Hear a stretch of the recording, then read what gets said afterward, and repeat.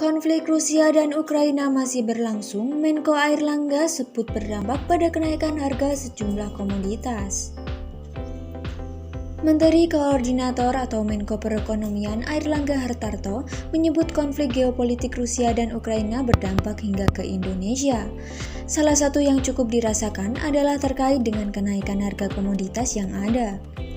Bagi Indonesia, efek perdagangan tidak terlalu besar karena perdagangan Indonesia dengan Rusia dan Ukraina sekitar 2,3 miliar. Yang tinggi, dampaknya bagi Indonesia adalah naiknya harga-harga komoditas, kata Airlangga dalam seminar presidensi G20 di Balai Senat UGM Kamis 17 Maret. Dijelaskan Airlangga, salah satu komoditas yang mengalami kenaikan harga adalah minyak nabati. Hal itu disebabkan repiset yang memang merupakan dari Ukraina. Tidak hanya itu, masih ada komoditas gandum yang melibatkan Ukraina sebagai pemasok sebanyak 40% kebutuhan gandum di dunia.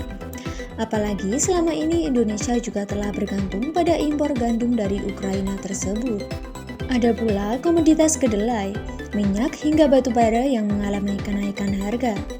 Bahkan harga komoditas-komoditas itu berubah cukup signifikan.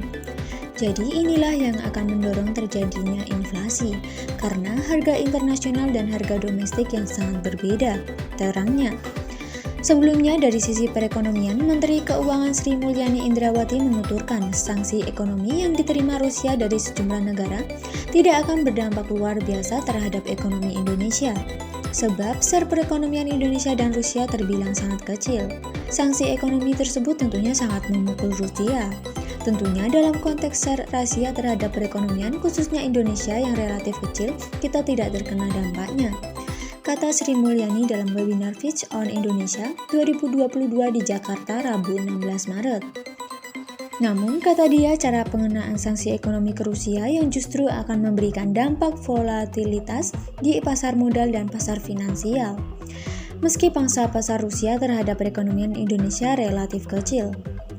Namun, dampak sanksi ekonomi ini dilakukan melalui volatilitas di pasar keuangan, serta pada harga komoditas, katanya.